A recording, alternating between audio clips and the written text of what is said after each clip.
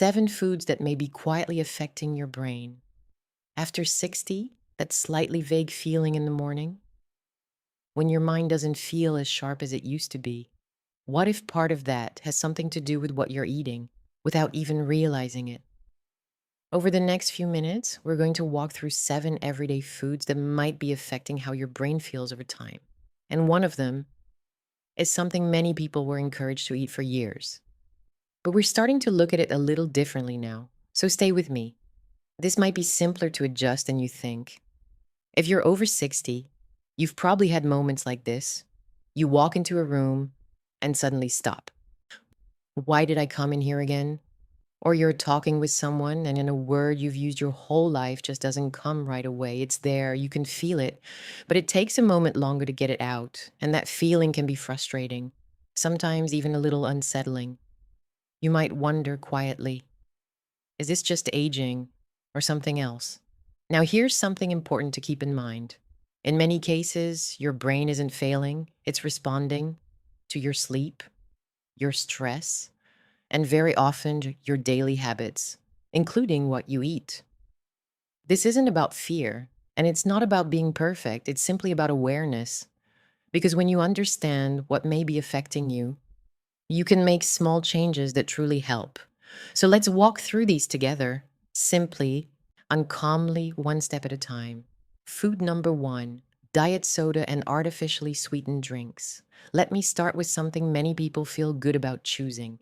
Diet drinks, sugar-free soda, flavored waters, low-calorie beverages. At first glance, they seem like the better option.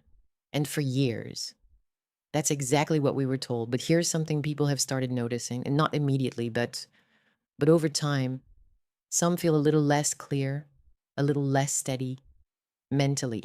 Now, this doesn't happen to everyone, but it's enough that researchers have begun asking questions. Some studies have looked at long-term habits, people who drink these beverages daily over many years, and they've found associations with changes in brain health over time. This doesn't mean a single drink is a problem, but regular, out long-term patterns and maybe worth paying attention to. If you drink these daily, try replacing with sparkling water, herbal tea, and or water with a bit of lemon. Small changes like that can make a noticeable difference over time. Food number 2, alcohol when it becomes frequent. Now let's talk about something many people enjoy. A drink in the evening, a glass of wine, something to unwind. And in moderation, that may be perfectly fine. But here's something worth noticing as we get older. Your body processes alcohol differently. It lingers longer, and your brain becomes more sensitive to its effects. You might notice it the next morning, not just physically, but mentally. A little slower, a little foggier, and over time. Frequent drinking, especially daily though, can begin to affect memory and sleep quality. And sleep is where your brain resets. Something to try. Give yourself a few alcohol-free days during the week. Just notice how you feel. Sometimes that alone brings back a sense of clarity. Food number 3, processed meats. Let's move to something very familiar. Bacon, sausages, deli meats, quick, easy, comfortable. For many people, they've been part of daily meals for years, but here's something to consider. These foods often contain added sodium and preservatives to extend shelf life.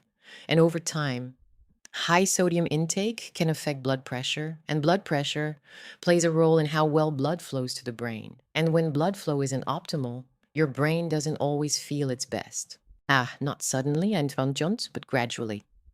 A realistic approach. You don't have to eliminate these foods, just reduce how often they appear, alternate days, swap in fresh options when you can. Small adjustments that build over time. Now stay with me. Because coming up, there's one food many people trust as part of a healthy routine, but for some, it may be quietly working against them. Food number 4, refined carbohydrates and sugary foods. Let's take a closer look at something very common: white bread, pastries, sugary cereals. Think about your morning for a moment. You eat something quick, everything feels fine.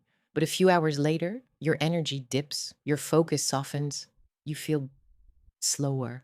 And over time, that pattern can become so normal we stop questioning it. But it often comes down to how quickly these foods are processed in the body. They create a rise in energy, then a drop afterward. A simple adjustment. Try pairing carbs with protein or healthy fat, or switching to slower digesting options like oats. That steadiness often translates to clearer thinking. Food number 5, vegetable oils and fried foods. Now let's look at something that's easy to overlook. Cooking oils and fried foods. These are everywhere. Restaurants, packaged foods, even home cooking. And there's ongoing discussion about how often these oils appear in modern diets and how that balance may affect the body over time. Especially when foods are fried at high temperatures, they can become less stable. And some people notice afterward. They don't just feel full, they feel mentally heavy and perhaps slower. A small step to rectify this: cook more often with simpler ingredients. Use oils like olive oil when possible, and reduce fried foods gradually. Air frying/roasting can be a good alternative to frying. Not perfection, just awareness. Food number 6, high mercury fish. Now, this one surprises many people. Fish is often recommended for brain health, and for good reason. But not all fish are the same. Larger fish, like swordfish, shark, and certain types of tuna, can contain higher levels of mercury. And mercury is something the body doesn't easily eliminate. Now, occasional consumption isn't usually a concern, but frequent intake is something to take note of.